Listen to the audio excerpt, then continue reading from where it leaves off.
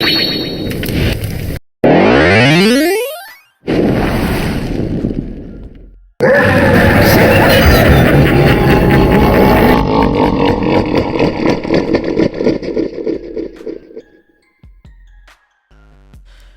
what's happening, my awesome mad lads? My name is Mad Dog, and welcome back to another Mad Theory episode. We're going to be moving on with another Sonic Frontiers theory. And by all the other Sonic Frontiers theories that I've done so far, I bet this one is probably going to be more enticing than the others. Because if you haven't seen the title or the thumbnail, then you'll be in for a big shock. Most of you anyways. Because it's pretty obvious that who I'm actually going to be talking about. And that was our mysterious, beloved OP, but yet very disappointing creation of Sega, which could have actually had it up to more great potential if they are going to still do it. The one, the only, Infinite the Jackal from Sonic Forces. Now, as I said previously, that I actually did talk about Infinite in a few theories way back in the past about his disappearance. Would he ever actually come back? And I actually mentioned a little bit more about him based on my drawing series. If you haven't actually checked those out, go ahead and check them out right now after this video.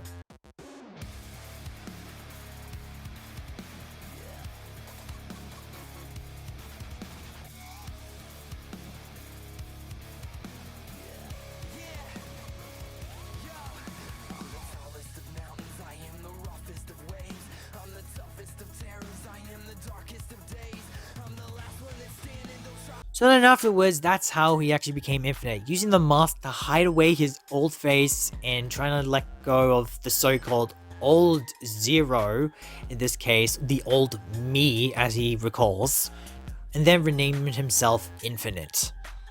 Yes, surprisingly enough, it is true that Infinite did actually obtain a whole lot of power.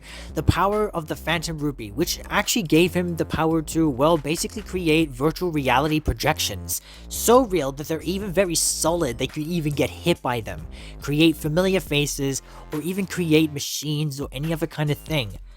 Don't forget that the Phantom Ruby was actually in Sonic Mania, which also, by the way, if you haven't remembered that, that's what actually created the hard-boiling heavies in the first place. So it's just somehow likely just to upgrade the hard-boiling heavies back then. Not only that, to travel through other dimensions such as null space or to other locations that they've never been through before. But after when you actually defeat him as Sonic and as your OC together in one final face-off against him, which was very anticlimactic, he actually then somehow disappears into this, well, tower of some sorts. Now, technically speaking, what was that tower for anyways after when he was defeated? Was this actually means that the Phantom Ruby that he was possessing not really an actual Phantom Ruby, but it was just a fake prototype, as we've seen in most of the other ones? Or was that supposed to happen? Because, let's face it, Eggman did actually want to have the Phantom Ruby for himself, which, that's very Eggman-like of him. Back then, unlike in Sonic Frontiers, he's a bit selfless in a way, which I will get to in a moment. But ever since when I was playing Sonic Frontiers, I tried to figure out that maybe some of these towers could actually locate to Infinite's disappearance. I mean, it's very hard to tell, because, like, think about it. Every tower that I saw looks kind of like the exact same, and it's so hard to be able to tell which one you're supposed to go to. The tower that Infinite got absorbed was actually some kind of, that had 3 giant wall-like rings around it. The other ones that I basically saw were just, well, towers with rings, but ones that you can run on, but you cannot, they're not like walls or anything like that. I tried to find so many of them, and it just couldn't work. I tried to find in so many places on every single island, and none of them could possibly match. Which, however, could lead to the possibility of the DLC that will be coming up during next year, since that, if you actually remember recalling, that there is actually a bunch of DLCs that are coming to Sonic Frontiers. Especially the third one that actually has a new story and playable characters such as Tails, Knuckles, and Amy, and possibly Sage, I don't know.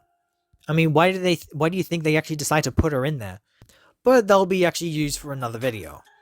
Not only that, there are actually a lot of other Sonic Forces stuff around here. Take for the tiles, for example, that actually kind of look very similar to the platforms that we run across in Sonic Frontier Forces 2. And even Sega actually acknowledged the fact that Sage's color is black and red, right? Well, mostly red.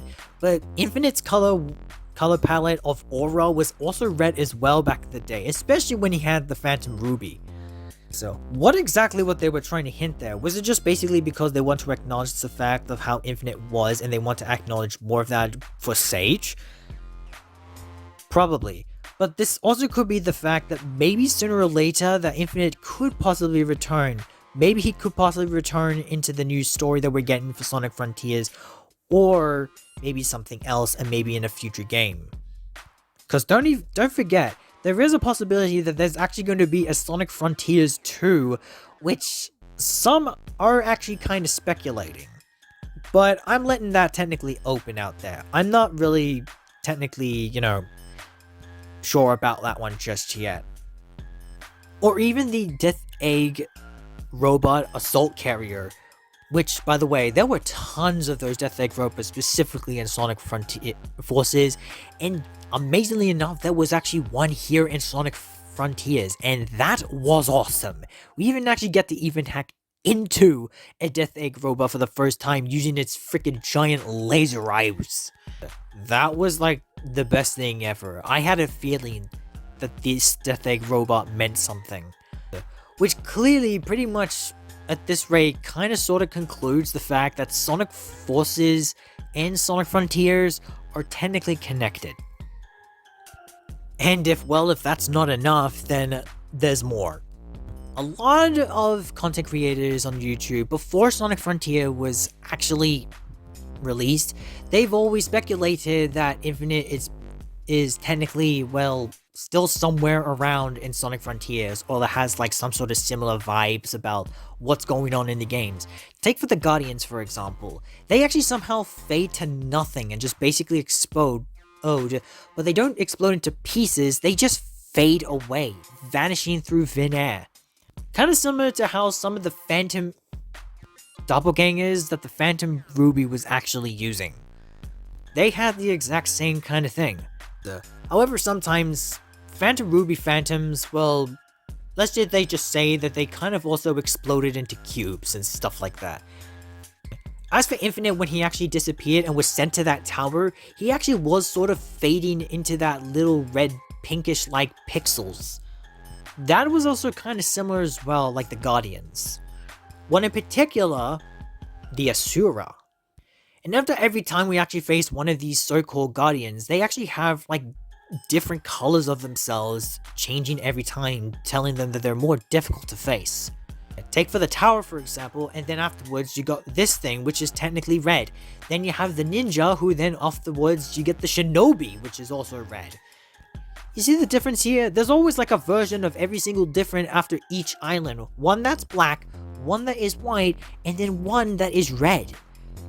The White Guardians, even particularly, actually remind me a lot of the freaking Death Egg robot in the final boss of Sonic Forces. Specifically, the final phase, where the Death Egg robot was basically white, had like these cyan glowing eyes, and these red looking claws. That was kind of interesting to notice, by the way. I mean, hey, the red even speculates something off as well, even if it's not that much red, but the white, however, seems to indicate something. And just to also point out that even some symbols represent the Phantom Ruby as well. Yeah, you think this is all over? No, there's still more to this. If you take a look at the Phantom Ruby that Infinite has always been wearing, it always looks like some sort of upside down triangle.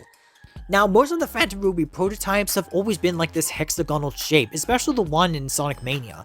However, in this case, Infinite always wears it like some sort of upside down triangle, which is interesting.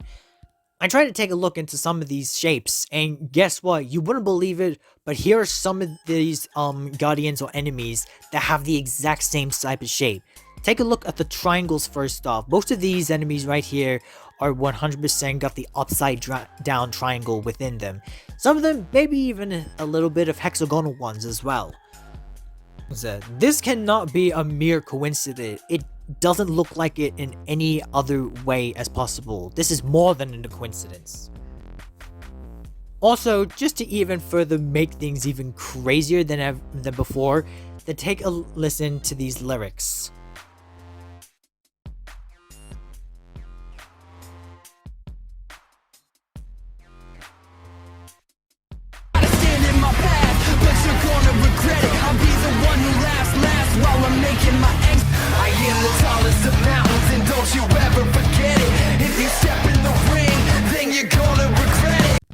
You see, this is the same artist that actually kind of did the Infinite theme song as well, and also, I was completely shocked from hearing that. Why exactly would they actually bring up a song with the same artist to actually do for the Night Titan, which kind of sounds similar to Infinite's theme song? Explain that to me. I don't know whether they just decide to just do it like it, or there has to be a reason to that situation. And now lately, a lot of people are making these mashups of that theme song along with Infinite's theme song, and I must admit, that actually does sound pretty good. It's actually a banger. And you know what's the even more confronting part of it all? Tails. Tails actually remembers Infinite. He actually mentions about Infinite on the day when he attacked in Sonic Forces.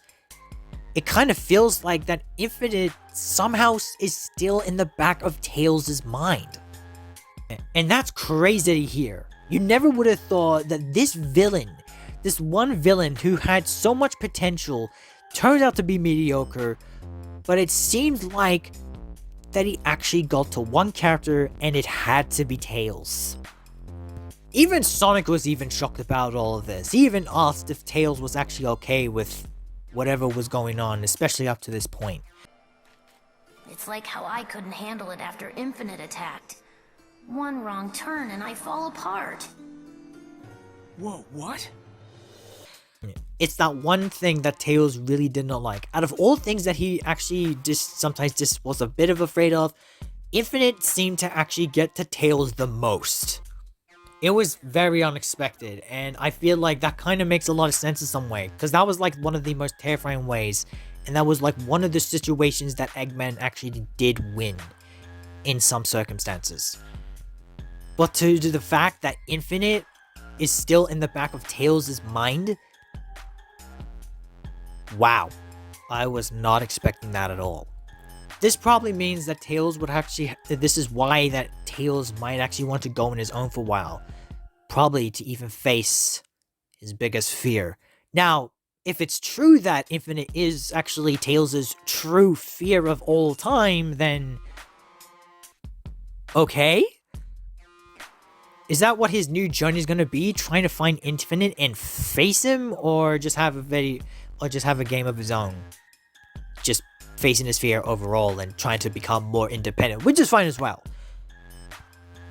And one final thing before I actually go, what happens if Infinite does actually turn out to show up in Sonic Frontiers, especially in this new story that we're gonna get in the DLC? Now, let's take a very good, interesting comparison between these two. Aside from the fact that they have the exact same color palette, black, white hair perhaps, red glowing aura, even actually possibly the same glowing eyes. Yeah, you didn't think I missed that, huh? Well, guess what? I knew that. But however, there is an interesting part between the two of them. Infinite has always actually been resulting in getting revenge, and he actually wants more power. And since due to the fact that Eggman technically betrayed him in the very last fight against Sonic and our OC, well, that kind of makes sense. As for Sage, she was actually an AI that was created by Eggman, right? And technically speaking, she's been treated like an actual daughter. I mean, have you actually heard what Eggman said in the final battle before we started fighting the end? Eggman truly cares about Sage more than anything else in this world. This is the completely new side of Eggman that we've never seen. As the way how he actually treated Infinite in some way, especially that last part when he was disappeared and sent out of nowhere into that tower just to power up his Death Egg robot. that is like the most cruel thing he could have ever done. And that's where we get to things that maybe Infinite may be possibly coming back. If there's going to be one thing that now that Eggman cares the most, which is Sage, Infinite might actually do something to Sage. And this will lead Eggman to an absolute disaster case. He will be so... I believe that he will be so freaking devastated that the freaking AI that he created, who actually then confirms that he wanted it to be his own daughter, to lose to someone that he also had an alliance with back then and betrayed him. There's gonna be some major fighting happening. Because think about it, the relationships between Sage and Infinite of Dr. Eggman, there's 100% opposites, and Sage actually then had a bit of character development throughout the games. And you notice how she actually changes color as well? She turns into... her dress goes from black to white, her eyes turn from red to blue. Which, by the way, I just realized, kind of reminds me of the drawing I did with Infinite combined with the Chaos Emeralds, along with the Phantom Ruby attached to his chest. Does anyone actually even notice that? Because that kind of actually... Did they do that on purpose, or am I seeing things? But anyways, regardless, I feel like that's what's gonna happen. And also, will Infinite actually look like that again? Will he have the same color palette, or will he have a different color palette? I feel like that Infinite may not just only come back stronger due to the fact that he's a phantom thanks to the Phantom Ruby, but I feel like he may also gain some other powers as well thanks to the End. Now that the End is finally been destroyed, he may actually get some powers from that AI as well. He won't just be some phantom, but a phantom that is combined with the powers of an evil AI that destroyed an entire planet, which would make him the most powerful and most formidable opponent yet. This could be the comeback that Infinite could possibly have. That is if Sega and Sonic Team are actually going to decide to do that and make him this very powerful as well. Along with all the stuff I said about, Infinite trying to do something to Sage and that will leave Eggman devastated, I feel like something like that could possibly happen. And that would be absolutely brilliant in a way, especially for a Sonic story like that. I mean, think about it. You do remember one of the End's lines, right? I am infinite, I am nothing. In other words, that the End, technically speaking, is like all the other villains like I mentioned in my previous video. And as she also said, she is the unforming void. The all-consuming void. Well, technically more destroying, less consuming. And take a look at the color palette of the End as well. It's kind of like the exact same color palette that its Phantom Ruby has. That once again cannot be another coincidence. Even to further actually say this, but is it possible that the End actually created the Phantom Ruby in the first place? Let me know that one in the comments down below. I'd like to hear your thoughts on that one. Actually, I'd like to hear your thoughts about all of this. Yes, because now we are finally done with this theory. I think I said plenty with this video, and I mean plenty. This is probably going to be the one chance that Infinite may actually get his comeback in any Sonic game. From Sonic Forces to Sonic Frontiers, he might actually come back in the most best and better and most redeemed way as possible. So thank you guys so much for watching this video. Please like, subscribe if you haven't, and also click on the notification bell to never miss a video. And as always, my name is Mad Dog, and may your days be mad and rad!